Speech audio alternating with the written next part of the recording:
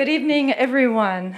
Hello, hello. Thank you so much for coming out tonight, and I welcome you all to Krannert Art Museum for our talk here tonight. My name is Allison Purpura, and I'm curator of global African art here at Krannert Art Museum and also senior curator at CAM.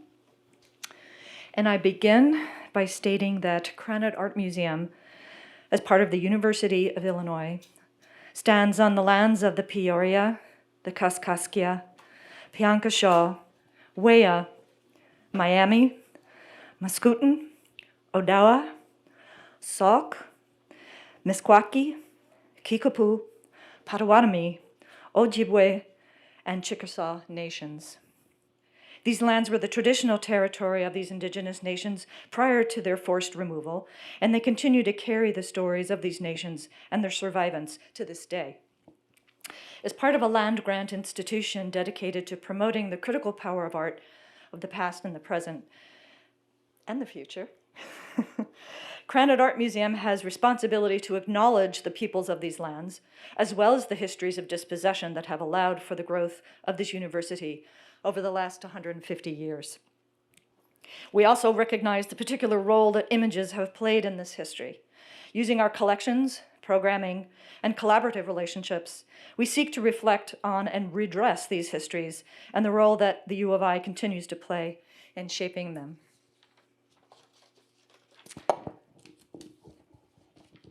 So again, I want to welcome everyone to this talk by artist Debra Yepa-Pappan, Pueblo Futurist.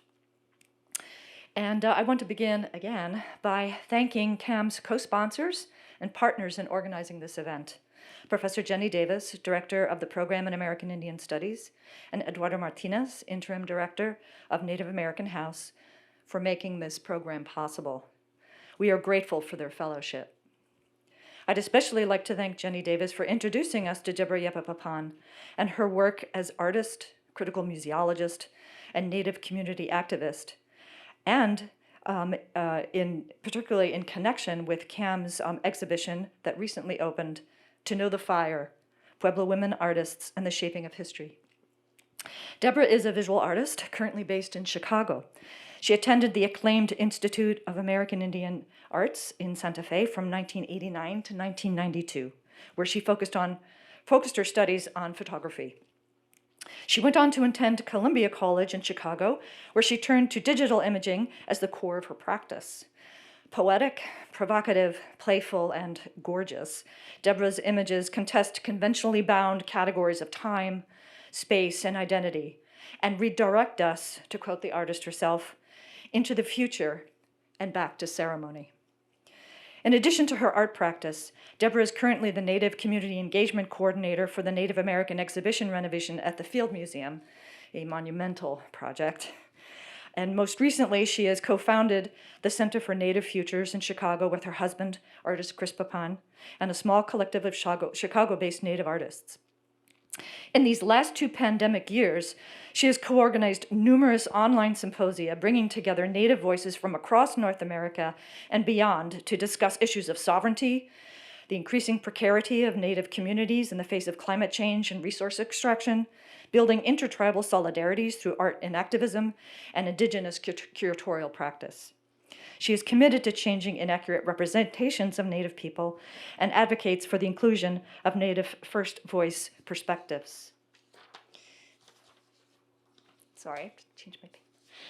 Indeed, it's thanks to the kind of critical work that Debra and other artists and cultural workers are engaging in today that museums have been brought to a time of reckoning that is both necessary and fraught.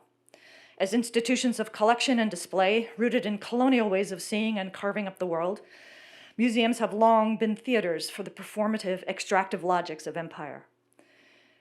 Is there a post-imperial museum in the making? On a personal note, I just want to add that Debra's incredible thoughtfulness and candor and sensitivity in our conversations about the making of the exhibition upstairs has impacted my own practice profoundly. And I hope we might have time where Debra might address that a little bit later on, but otherwise, I do not want to hesitate but to introduce you to Debra Yepa-Pappan. Thank you. Oh, thank you. Let me just grab my notes here. Hi, everyone. Good evening. Wow, I have not done a presentation in a mask yet, so this is a little strange for me, but how you all doing? How's everybody? Hanging in there? Yeah, so I'm Debra Yepa-Pappan. I'm Jemez Pueblo and Korean. I'm a mother, wife, daughter, visual artist, Chicagoan, and the community engagement coordinator at the Field Museum, and co-founder of the Center for Native Futures in Chicago. First off, I want to thank, I forget the microphone's like right here. First off, I want to thank Allison very much for, the invitation to come and speak to you all and, to engage with the pottery exhibition upstairs, and also a big warm thank you also to Jenny Davis for initiating all of this. I think it's so important that, to have Native people in these spaces, to make sure that Native people are brought to the table, that Native people are part of the conversation, are brought into the space, and that space is created for Native people because we are on Native land. So with that, I also want to thank, all the ancestors that are still here on this land. And where are all the Native peeps out here? Where are all the Native students? I want to give you a shout out too. Thank you. It's good to see you. I'm glad you're here. I like seeing Native faces out in the audience. Allison, I think you said everything, so I'm done. Thank you. So Pueblo Futurist, what is a Pueblo Futurist? I think that's something that, that's a new term for me to use. I mean, I usually refer to myself as a Native futurist or Indigenous futurist, and really, I never really identified myself as a futurist until pretty recently. And why is that important? It's important because it's important for Native people to see ourselves in the future, to see ourselves moving forward, to see ourselves here. And imagine, but not only imagine what our futures can be, but realize our futures. And so, if we can make everything Native again, I mean, that would be amazing. But I'm also Pueblo, so, I identify as a Pueblo person and an Asian person, and that's something that's very important to me. And a lot of in a lot of the conversations I've been having myself with other Native people, we talk about time and what time means to us. So we don't view time as something that's linear, but time is circular. We look at our past to inform our present, to help us move into the future, and it continues that way. Our ancestors were futurists, right? Native ancestors, they were futurists. They were always thinking about the future and the things that they did, and how that would impact future generations. So that, that's the seventh generation principle that many of the tribes up in this area believe in. And so, and I think that's exactly what our ancestors did. They, a lot of the designs, so I hope everybody had a chance to see the pottery exhibition up there. A lot of those designs are designs and motifs that they've lasted forever. Those are really messages from our ancestors, and they continue. And so our ancestors are still speaking to us through the work that potters are making and other people in our communities are making. And I want to say that I do that too. So really, what I want to start with is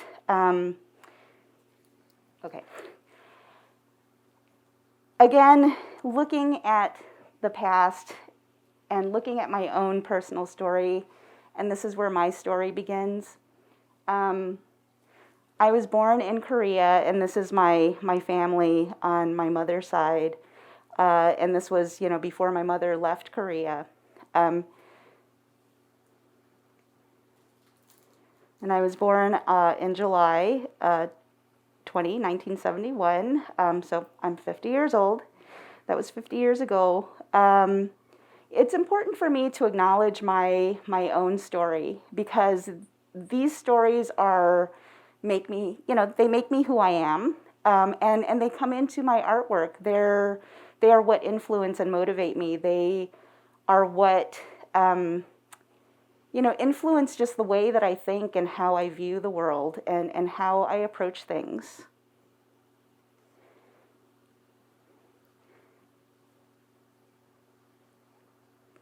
Yeah, so just, my mother was about, so my daughter is here today. My mother was about her age when she had me, and she left Korea with very, she didn't speak a lot of English, and, she wanted to bring me to be with my dad. My dad was in the Army, and he was stationed in Korea, so that's how he met my mother. People are always asking, how did your parents meet? Because my father is Jemez Pueblo. And so, he came back to the States, and he was stationed here. And so my mother, after I was born, she wanted us to be with my dad. And so we immigrated to America. So this was the day that we were leaving, and she was leaving her family, which I can't imagine what that was like for her to be, such a young woman with a newborn baby, coming into a country that, where she didn't know anybody. And so we first moved to Jemez Pueblo, where my father's family is from. And so in the picture that you see of my mother and me on her back, we're with my grandmother, my father's mother, and his aunt. So, that was her first experience and exposure to, coming to America, was in Pueblo culture, is with, Pueblo people. And I remember her telling me the story about, she learned how to make Pueblo pottery, and she would make pottery and paint the pottery, and she sold some. So this was before the Indian Arts and Crafts Act. So it was just a way for her to immerse herself in the culture. But also, she saw other people doing it. It was part of, the tourist trade. People were making pottery and selling them by the side of the road. And so it was, a way for her to make, a few bucks here and there. And I always wonder what happened to that pottery. I wonder if I would ever see that in a museum somewhere or something. I hope not. So growing up in Chicago, I'm just really grateful to my parents for, making sure that I stayed connected. That, we always went back to Jemez Pueblo. And so even though I didn't grow up in Pueblo culture, I'm very familiar with it. I'm very close to my family there. And I think just, being on traditional homelands, being on the homelands of my ancestors, really just helps me to stay grounded and helps me to stay connected.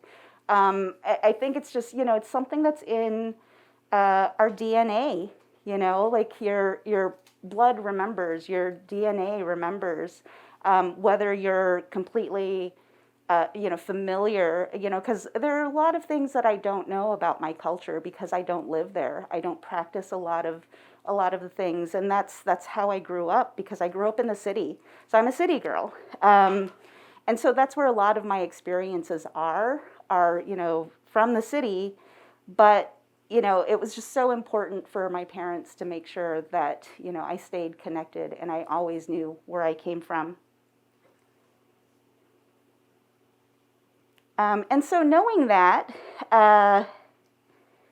and you know, going into the digital work that I do, and I have to admit, I didn't like fully prepare for this, so that's why you know, if there's moments of silence, I'm like trying to find like what am I supposed to say, and I wanted to just kind of start with you know, these are my first digital pieces, and this was at a time when I just graduated from IAIA and I came back to Chicago. My husband followed me, so I met my husband there in Santa Fe. We were both at school together, and he came back to Chicago with me. And, you know, again, knowing who I am, knowing, you know, who Pueblo people are, who Korean people are, it was challenging to come back to Chicago, and you know, I had to, but this is like just all through my life too, right? Confronting a lot of these stereotypes, confronting, you know, the misconceptions that people have of Native people. I remember as a young child, one time I told somebody that I was Native, and this little girl just started dancing around me and, you know, doing this. And, you know, at the time, I didn't know how to respond. I didn't know, you know, how to challenge that. But it's something that, you know, obviously has stuck with me because I never forgot that moment. And there were so many other moments as well of, you know, people questioning my identity because I don't look Indian. And so I created this series to challenge that. I took Edward S. Curtis photographs, and we all know, or maybe we all know, Edward S. Curtis, you know, he created these beautiful images of Native people, but most of them were set up. You know, he carried suitcases of, you know, clothing around with him, and he had people pose. And you know, of course, in his photos, Natives never smiled. So there's this kind of, you know, particular image that was created and just perpetuated. And so what I wanted to do was take his photos or take bits and pieces of his photos and manipulate them, and you know, put in some of these stereotypes that I was challenging. So as a Pueblo person, you know, we don't live in teepees, but I remember people always saying, oh, do you live in teepees? No, absolutely not. And I think sadly that's still the you know, that's still the perception from some people. So, you know, as mentioned, I work at the Field Museum, and we're renovating the Native American Hall there.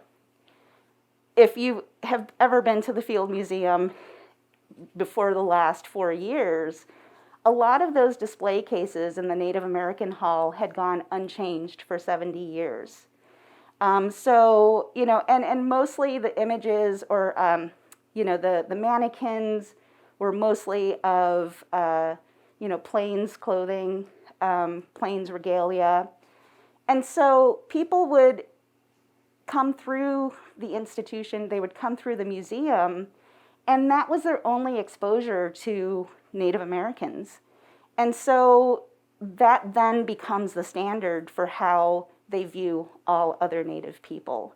And so that's, you know, obviously highly problematic. And, you know, not to mention there's no context. And, you know, just working in that environment and working, listening to people when they come through the hall and hearing the things that they say. You know, they always spoke about Native people in the past. There was no context for any of the materials on display. You know, it made me really question, you know, like, who's the authority? Who's the authority here in the museum? And how can we as Native people take back, you know, take back our agency? And you know, we need to be the ones to tell our stories.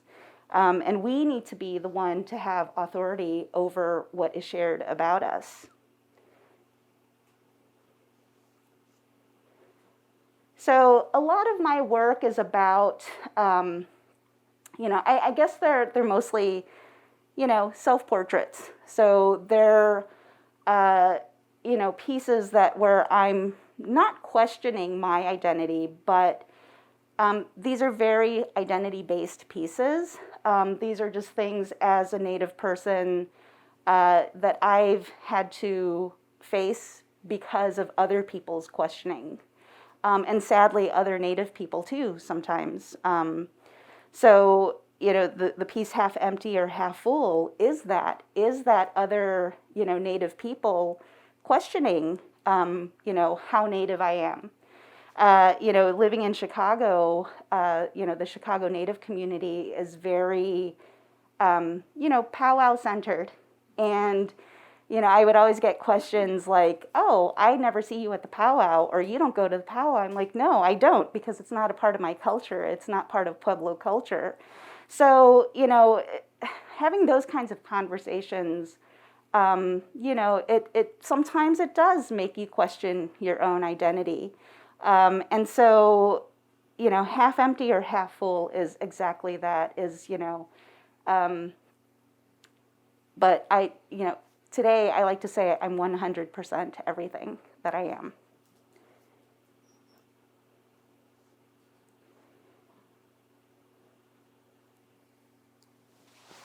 So these are just other works, again, going back to my childhood and thinking about some of the things that, people would say to me, and they were always hurtful. And so how, as a child, and not having a Native community, I didn't grow up in the Native community in Chicago. My Native community was whenever I went back home to Jemez Pueblo with my family. How do you deal with that as a child? I mean, this is something that could become traumatic for somebody if you weren't, well grounded or had that connection to home where they can support you when you do go back home. So, it took me a long time to come to terms with some of these things that people called me. And so, of course, art was the outlet, and it was a way for me to share that story. So that kind of progressed into just kind of, indigenizing some other works like Sasine Pazun Peep. This is not a pipe.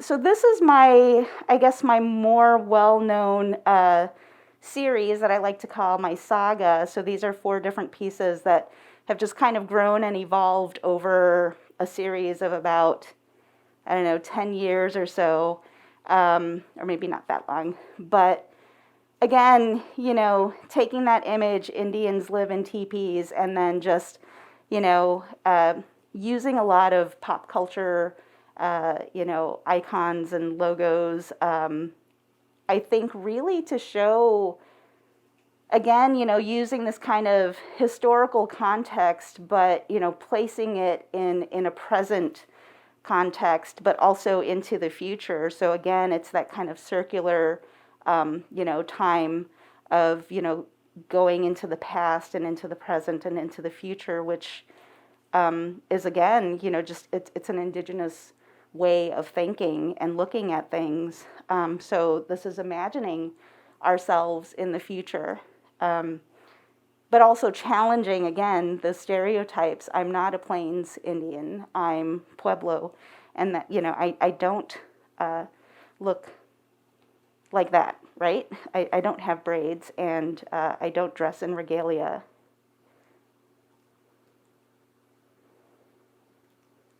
Which then led to this piece, Sasine Pazun Indian. So again, it's, challenging that what is an Indian.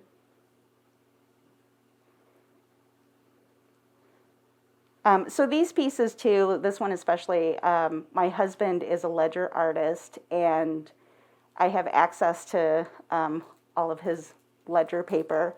And I wanted to see what it would look like to print something, these are inkjet prints on ledger paper. And I really wanted to see what that would look like. And I really like printing on ledger paper. It's such a delicate material. And so I'm really surprised that it goes through an inkjet printer pretty easily.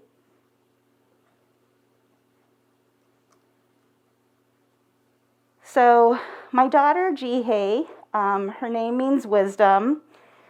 she was born and raised in Chicago. She's right here. So, and I'm sure she's glad she has a mask on so you can't recognize her. But it's, Ji Hae, this was the first time that she danced for our feast days. So we have feast days that many Pueblos have their feast days that, these are ceremonies that have been practiced for ages, for, hundreds and hundreds of years. And they're practiced in the same way every year. So if you ever have the opportunity to go to a Pueblo for a feast day, it's just such a warm experience. It's, these dances are ceremony. These dances happen because our people are praying. All the dancers, as they dance, they're sacrificing themselves physically because they're dancing all day. They're wearing layers of clothing, and the weather is it's very hot. It can be very hot and dry, and the sun is beating on the dancers when they're dancing. And sometimes they dance barefoot in the plaza, so they're dancing on sand that's very hot. But they're doing this because they're praying. They're praying for blessings for the community, for their families, for themselves. But most importantly, these prayers are for everyone. They're for the entire world. It's asking Creator to watch over all of us and take care of all of us. And it's such an extraordinary thing to do. I don't know if people realize that and understand just how much our dancers sacrifice when they do this. And so this was such a proud moment for me that my daughter wanted to, to dance in our Pueblo. Sadly, I never had that desire when I was younger. Again, I think it was because I grew up in Chicago. I grew up in the city. I didn't know any other natives around me. And so, and I carried on that tradition of taking my daughter home so that, she would understand where we're from and that she would also maintain that connection. And so to hear her the first time say that she wanted to dance just really made me proud. My father had passed away when she was 2.5 years old. And so I know that this was something that, would have made him so, so proud as well. And so I took this image of her. We're not allowed to take photos of dancers because it's ceremony. And so usually most Pueblos, they have laws against, photographs being taken in the village, or especially during ceremony. But this was a photo that I snapped of her as she was walking in front of me, and we were walking toward where, the dances happen. I had somebody ask me once when they saw the series of work, why is she walking away from you? And, literally, she was not walking away from me. She was walking ahead of me because she was leading me. And for me, she was leading me back to ceremony. She was leading me back to connecting with our culture in that way. And so I decided to just take that image and use that in these early pieces. I also wanted to make sure that, Ji Hae, her name is, it's Korean. And so, I wanted to make sure that we were also connected to our Korean side, our Asian heritage. And so I started incorporating some of these images, from our Korean culture. So the tiger is something that's, a being that's very significant and powerful, and is revered as a divine spirit. So taking that divine spirit, and Ji Hae for me, connecting us to culture, being my only child, and my world being centered, my world revolves around her, divine wisdom just seemed very appropriate to title this, as well as divine spirits.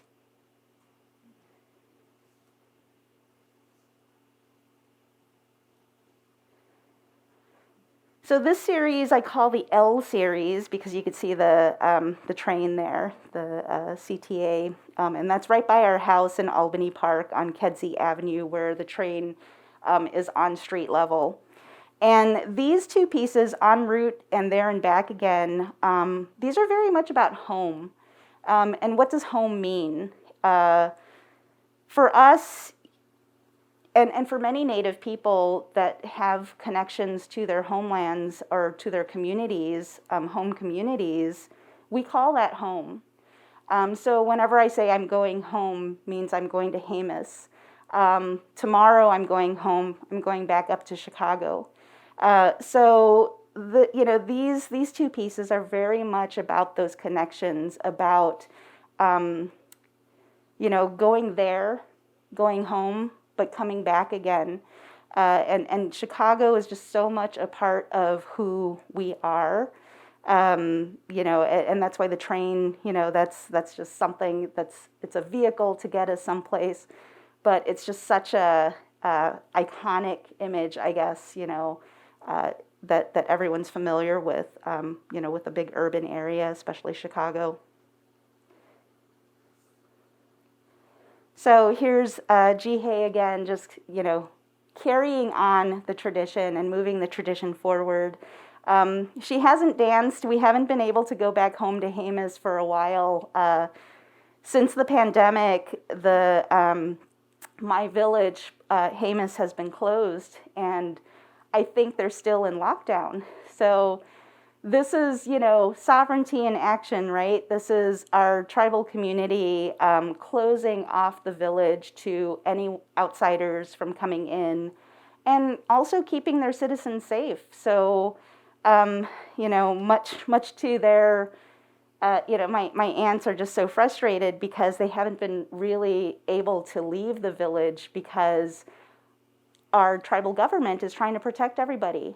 And through this, they've been able to keep COVID numbers down. I don't think we've experienced a lot of deaths in Jemez. So, as hard as it's been for my family, and hard for us too, because this is the longest we've gone in not being able to go home, to not be able to connect. It's been very, very difficult for all of us, but we all realize that it's for our safety. And thankfully, I didn't lose any family members to COVID, though I know there are a handful of other people that have. And we all know, Native communities have been severely devastated, by this. So I'm hoping that we can go back and I can continue this series. It's all, dependent on my daughter continuing to dance, that this series may continue. So these pieces, I wanted to show that continuation, that connection to community. I wanted to create pieces that other Pueblo people could identify with. Which they do, and so really my audience for these pieces are other Pueblo people.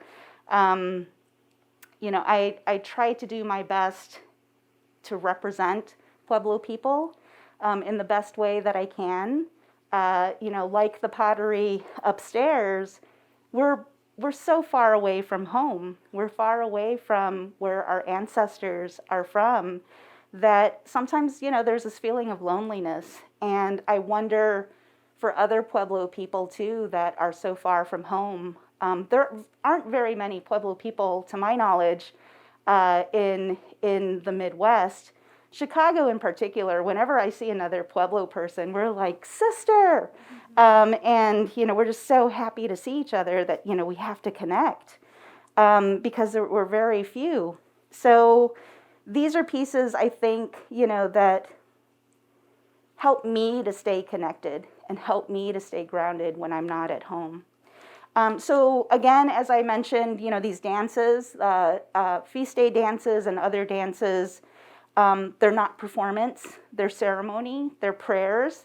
And so I really wanted that to come across, with the title, with blessings and prayers for water.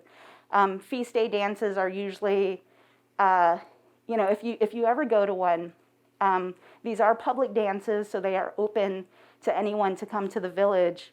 And if you know somebody in the village, they'll invite you to come over and eat. You go over and eat. There's always tons of food. That's a huge part of ceremony, is just that giving and that sharing. But usually at the end of a dance, a full day of ceremony, it rains, or as the last dance is ending, we see storm clouds coming in, and that's just a testament to how powerful these dances are, these ceremonies. They work.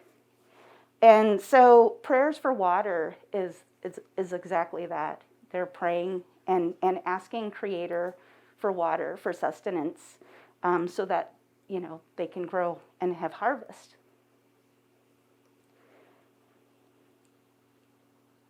So I wanted to make sure to include, some elements of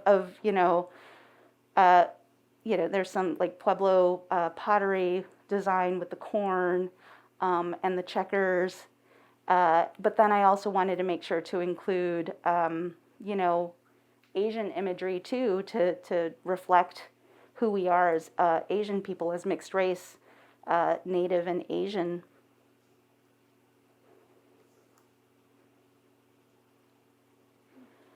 So I guess this is where the future, thinking about the future and thinking about, Ji Hae as the dancer, as the young person, and representing, I think these images also represent all the other young Native people or Pueblo people that continue these traditions, that they dance to carry forward those traditions, to make sure that we will always be here. And I think that's just something that's so important.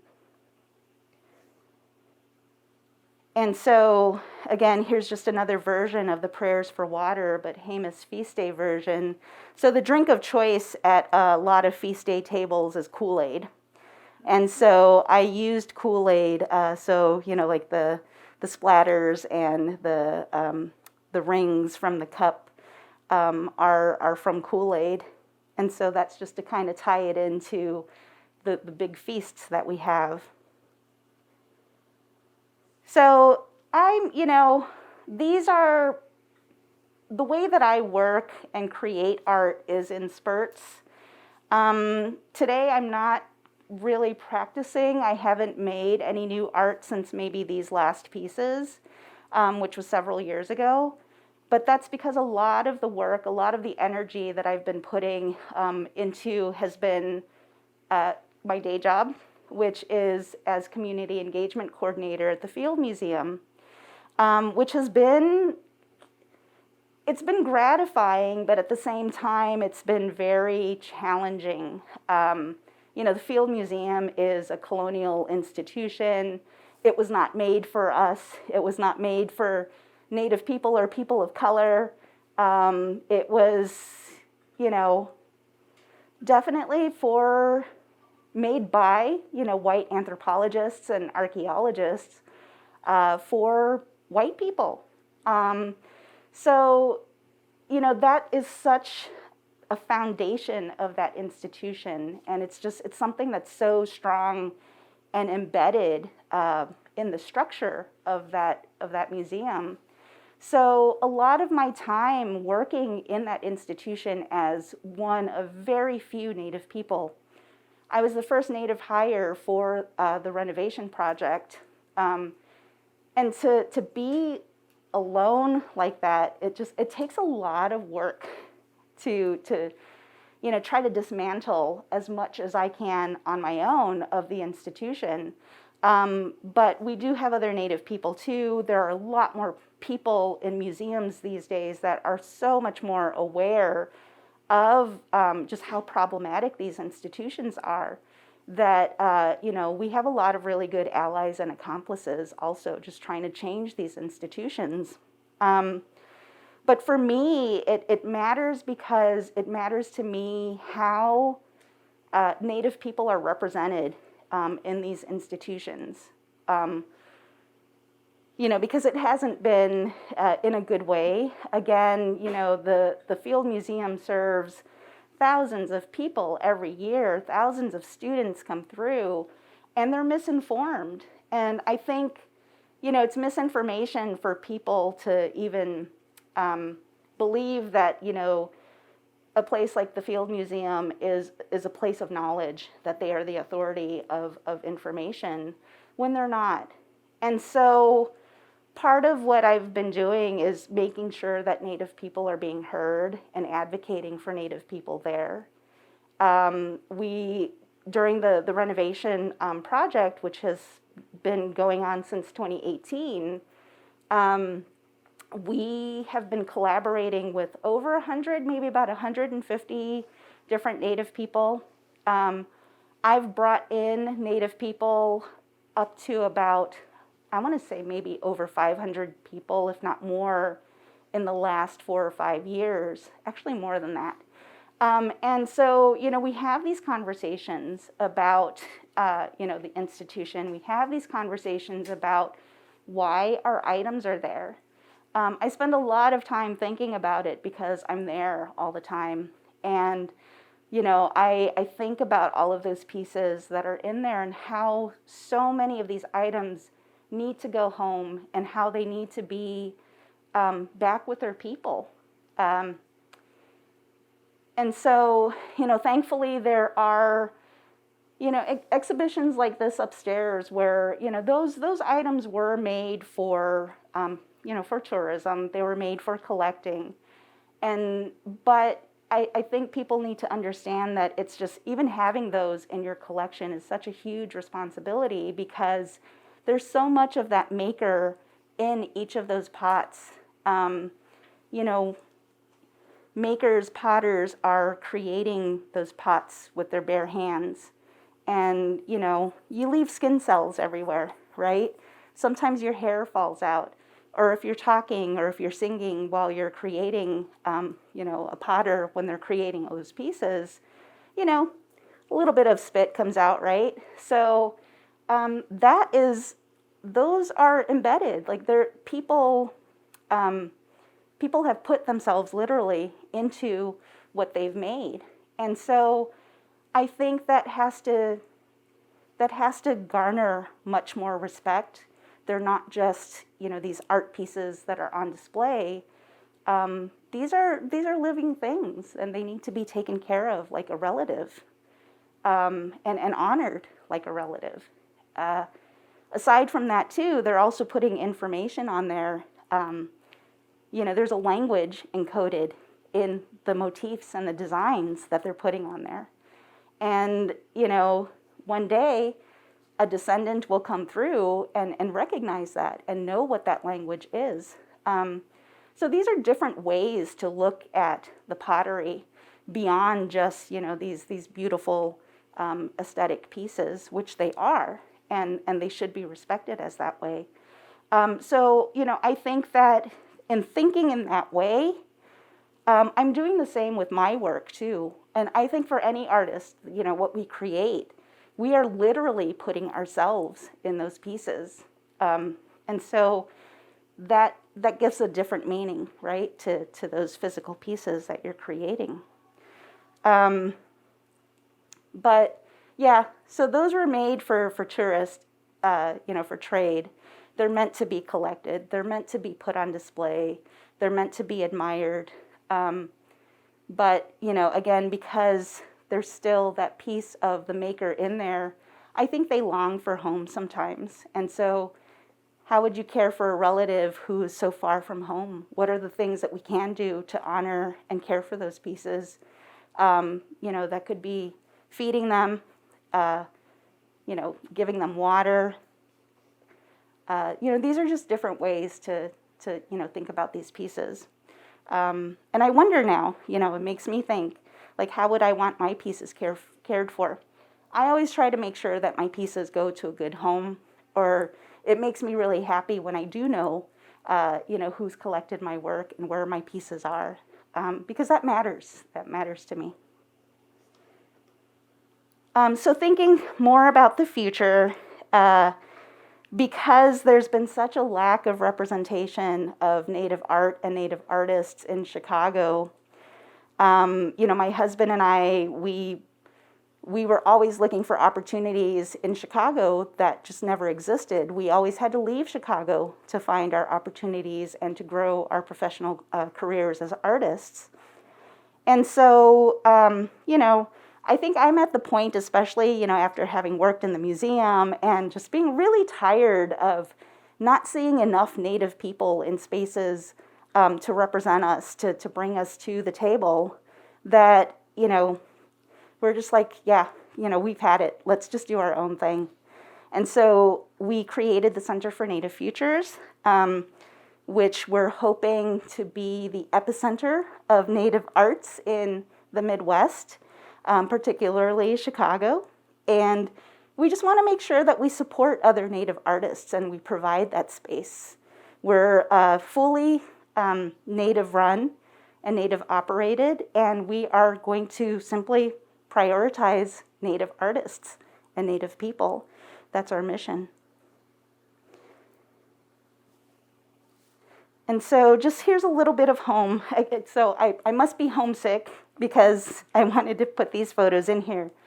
But yeah, these are the times that we go home and connect with my family. My Uncle Paulo, who is with my daughter Ji Hae in this top right. He's just, he's kind of stepped in to, because my dad hasn't been with us, he's kind of stepped in as my second father, and he's just really, taken care of us. He prays for us all the time. He's part of one of our medicine societies at home. And so just, to have his blessing and be a part of our lives like this, and to also just, nurture Ji Hae as she dances, has just been something so important. But yeah, this is our family in Jemez. And yeah, that's it. Thank you.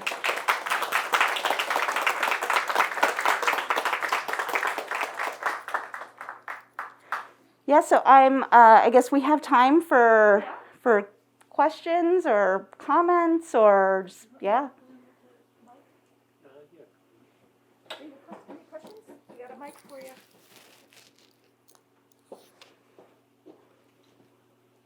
Give you a moment to think.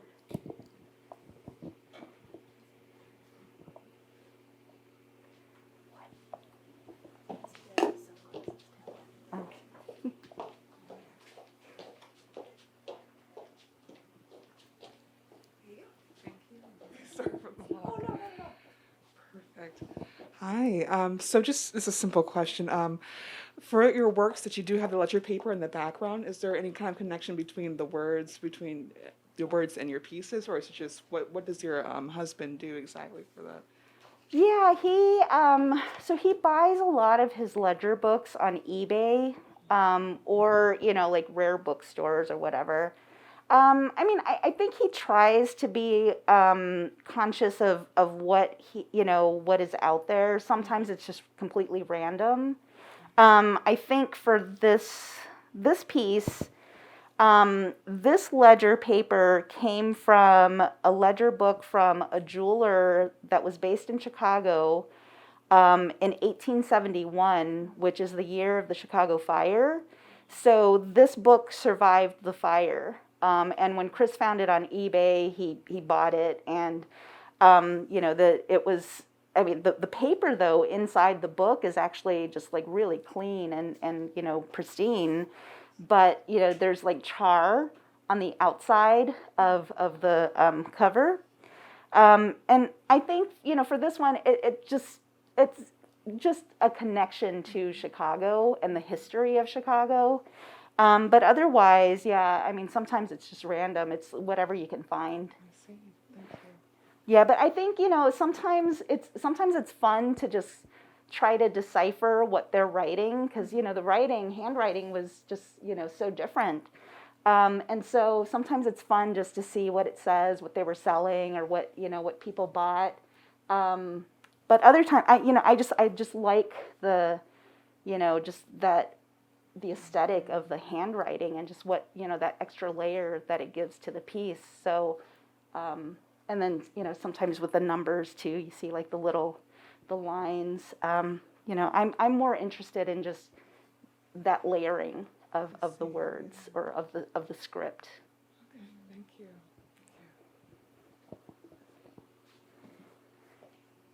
Another question?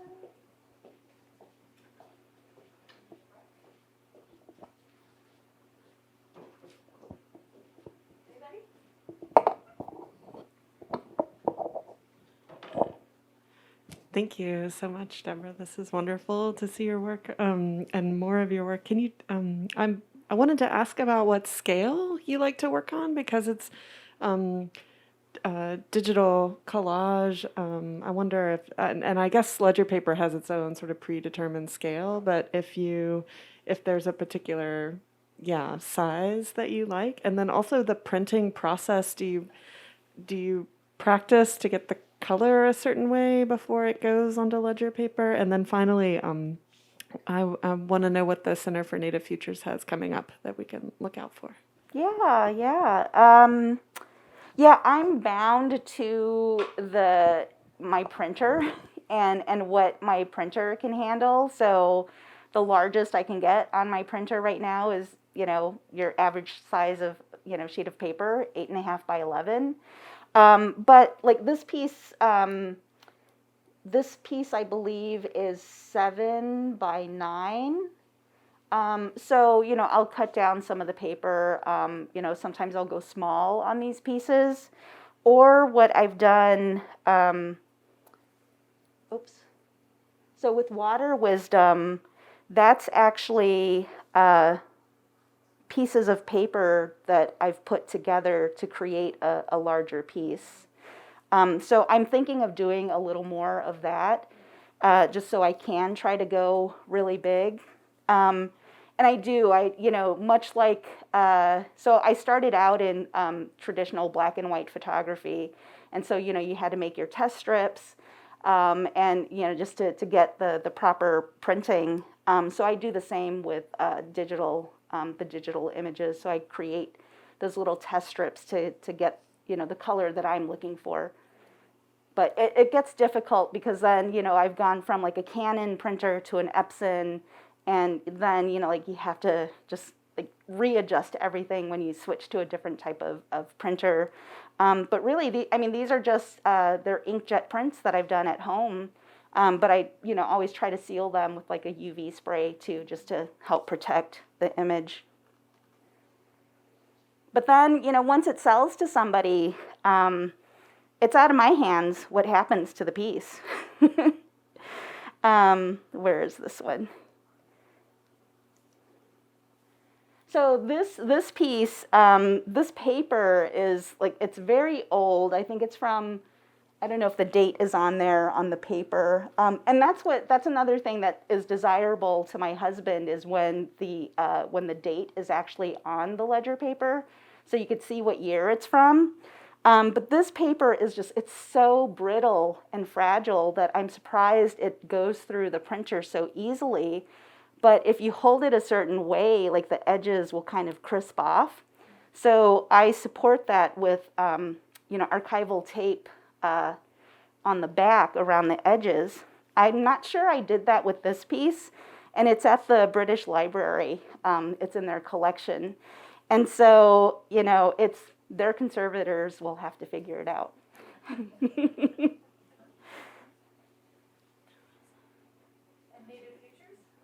Oh, yes, that's right. Thank you. I think that's what my daughter was trying to cue me to. So Center for Native Futures, we're so brand new. We just started our organization last year. We have seed funding from the Terra Foundation, so we're supported by the Terra Foundation. I'm so glad that they're they're doing so much more for Native arts, and really trying to bring Native arts,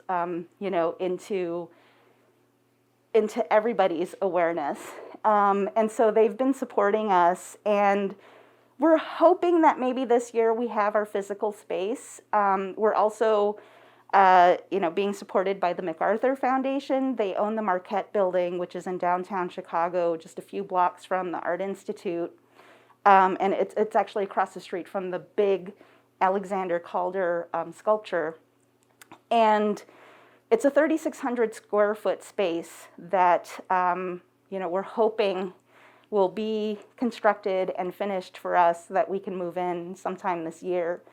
And so once that opens, then we're hoping to have, just our first art opening. And what we're really trying to do too is prioritize Chicago-based and Chicago-displaced Native artists. So displaced meaning, all the Native communities that were removed from the Chicago area. So, there's a lot of Potawatomi people in Michigan and Indiana and Wisconsin. And just in our own work too, and consulting with other institutions and organizations and other people, we're trying to have people understand that just because Natives, those particular communities are not in Chicago anymore, they shouldn't be excluded because they are still Chicagoans. That was their home. And so that's what we're trying to do with Center for Native Futures too, is to make sure that we prioritize or give privilege to displaced peoples. Our next thing coming up will be Expo Chicago. We have a booth there, and so we'll be featuring 12 artists total, which will include, and what's been lovely about this is I've been finding other Native artists that live in the Chicagoland area, and it's just been wonderful to, we're building and growing our Native community, our arts community in Chicago, which just has never been. And so we'll have this opportunity to show our art at Expo Chicago, which will be at Navy Pier, I believe, April 7th and through that weekend. So if you're in Chicago, come and see us. There will be other, art from other galleries, but I believe this might be the first time that there's a Native art center on exhibit there. And then, we'll be trying to plan other, just maybe more online artist presentations, artist talks, panel discussions.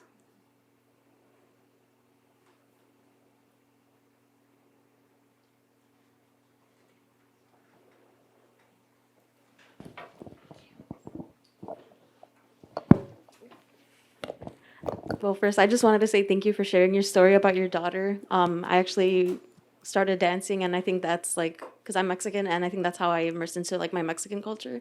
So it was really nice to see that story play out again. But I just wanted to know if you can talk about Indigenous futurisms more. Yeah, I'm not sure I'm the expert in that. I think I was pulled into Indigenous futurism because I think that's just, again, that's I think all people, if we're thinking about the future, we're all futurists, especially if we're concerned and we want to see ourselves into the future. I'm not really an expert in that. I think, for me, it's just, again, not only imagining, but realizing and ensuring that, we will always be here. I want to stop using, the we are still here to we should be saying we will always be here. And I think a lot of times too, people kind of, futurism can also include, science fiction, and just that kind of really imagining, with the Star Trek or Doctor Who, imagining, what those futures can be. But I don't think futurism doesn't always have to be that kind of science fiction. Why can't we make it science fact? Why can't, and again, that goes back to that realizing as opposed to just imagining what the future can be. So, I mean, that's my definition for it.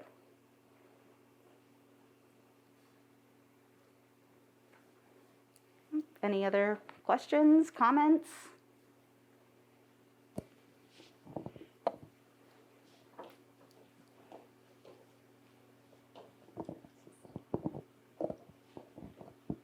Okay, so regarding being multi-ethnic, do you show your native side to your Korean family, like back in Korea, and how that whole dynamic is, like being so far away from both of your families? Wow, that's a really good question. I actually only went to Korea. I went back to Korea once when I was 11. I think at the time, and this was one of the reasons why my mother, wanted to raise me here with my dad, was I think she knew that it would have been difficult and challenging for me to be mixed race and growing up in Korea. I love my Korean side of the family. I've only gone to Korea once, but afterwards, many of my family members, they came here, and some of them live here in America. But they have such a, very little understanding of Native people and Native identity that, it gets difficult to have that conversation. But at the same time, my Jemez side of the family, they embrace, my Korean identity. They love my mother so much, and they eat some Korean foods. But at the same time, I see, Native people, not understanding Asian people and Asian culture. And I see Native people appropriating from, Asian culture. And so, it goes both ways. And I think it's just, until there's that more openness and, openness to understanding, until we get to that point, I think that's just something that's going to be challenging. Thank you.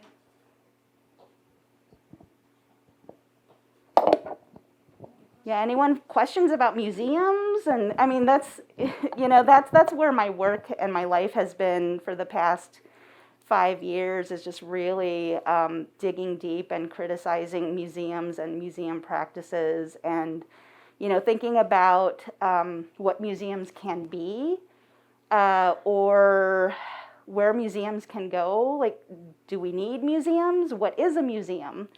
And I know that a lot of, Native people, a lot of tribes are opening up their own museums, or better yet, opening up cultural centers and doing it, starting from scratch and building from the ground up. So they're not really museums, but they're, it's a living, thriving space where communities can come together and be in community together. And, they have agency and over what narratives are being shared in there, what stories they want to share, how they want people to see them. And, these are spaces where their communities are comfortable going to. So how can we get, or is it possible to get, non-Native institutions to act in that same way? That's something that could have been wonderful at the Field Museum in reimagining and redeveloping the Native Hall. At one point, we were in conversation about, turning it into like a cultural center, or at least that part of it, and making it more of a community space and creating a space that is only for Native community, and for Native community to have access and control of what happens in there. And I think that's why tribes are opening up their own museums. So, that's just been my work right now. And I'm hoping to get back to, making some art, and maybe my art will be informed by the work that I've been doing. So I think I'm building it, and once those floodgates open, hopefully, I can create a whole new body of work that might, address some of the work that I've been doing. That would be really, really wonderful. That's one thing I was sort of thinking as you were talking about museums, how your work will be informed by that kind of critical practice, but visually, and I just find that to be super exciting, and I look forward to seeing that. And you had mentioned that the field, there was talk about creating these community spaces, talk about the possibility of creating sort of Native-only moments in the gallery. I'm wondering what happened. It sounds like that didn't happen. And I'm just wondering, I know it's insanely complex to talk about decision-making structures at the field, if not at any museum, but I'm just wondering what was sort of the politics or thinking of what ended up being the reinstallation? I think, again, I think we could still work on that space there, because I know there's space right now. And the Northwest Coast and Alaska Native Hall and the Ancient Americas Hall are not, they're not a part of the renovation, though those are also in, dire need of change as well. But, I think there's still opportunity to make that happen. But the new hall itself is going to be so immersive. I mean, you're not going to hear the museum's voice in there. You're not going to hear the voice of, the non-native curator or the non-native anthropologists or archaeologists. You're going to hear the voices of all of our collaborators, except for one part that we'll talk about, NAGPRA and repatriation, though I think even that is pretty sanitized. I think, we could go a little harder in, but, there's just some internal politics that is preventing that from happening. But yeah, I mean, it's going to be exciting. It's going to be really, May 20th. So, mark your calendars. The weekend of May 20th is when that opens. And we're hoping to bring a lot of people out to, really just make the entire museum Native space for that weekend, and just really, have Native people in all the halls, checking out the entire museum. But yeah, and then going back to new works that I create, yes, I think I will be informed by this work, but at the same time, I don't want to center museums in my work. I don't want to center, all of that. I'll find a way. I wanted to also ask quickly, in terms of choosing objects that were going to go on view, was there any discussion amongst the Native communities of what is permissible and what is not permissible to put on view? Absolutely. Yeah, collaboration with Native communities goes into how something is displayed. It goes into, whether something can be displayed or not, or should be displayed or not. And it was completely up to our collaborators to decide, what was going to go on display. And then it was their story, their narrative that, goes with the piece as well. Hi. So this is less of a question, more of a I've been reflecting on the kind of ways that your work speaks back to all of the things that you've been talking about. So thinking about, critiquing the previous representation and stuff. And so one of the things I just wanted to say that I loved was the actual, the work of creating layers when we're represented as two-dimensional, right? And actually quite flat, and the kind of humor that's throughout, and often, right, again, in the presence of stoic and non-smiling context, and actually, brightness and play. And anyway, so I love that comes across in your work, and that each of your pieces is actually speaking to all of those things in so many ways, right? And the generational components of things. And so the representation of kinship and speaking backwards and forwards. And I just really appreciated all of those components in your work and in your talk. And the ways that it does so much of that work with it, in a 7 by 9 inch space. And so I just wanted to express my appreciation for all of those things. Thank you, Jenny. I appreciate that. Thank you.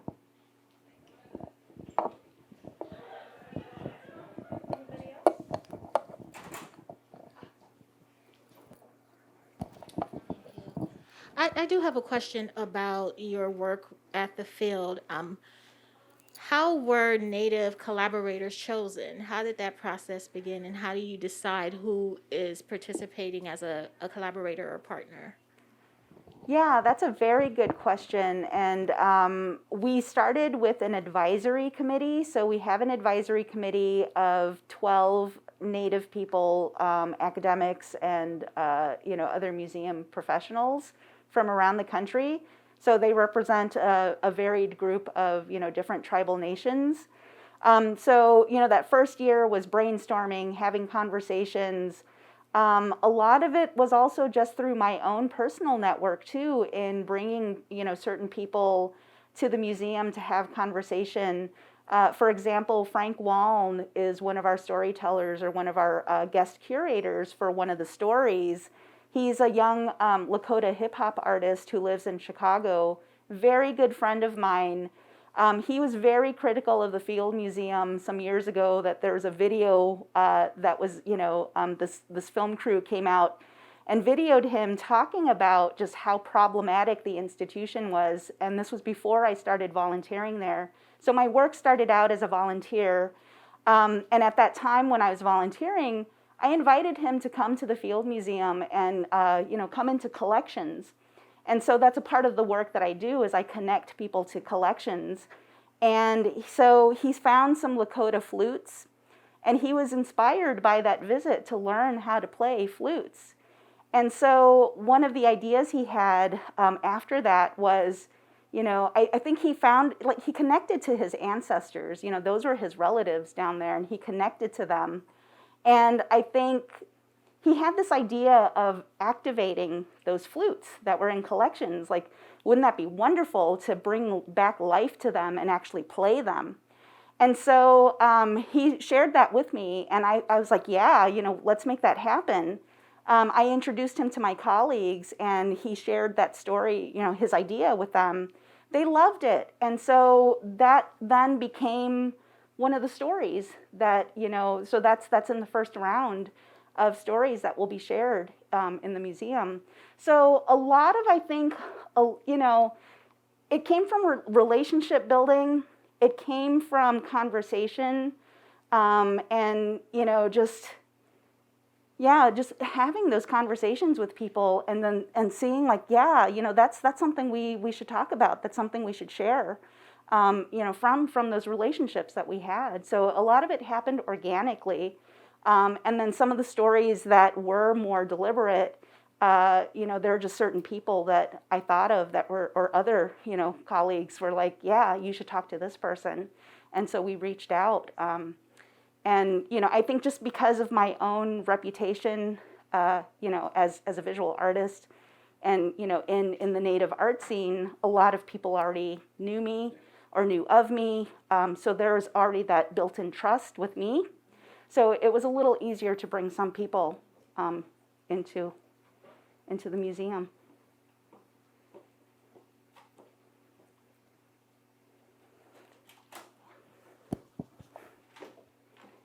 Question? Yep, no. All righty. Well, thank you, Debra. This has been absolutely fantastic. I'm so glad you were able to share your work and your life with the audience. And thanks everyone for coming. And please take a look at the exhibition upstairs when you get a chance. Thank you.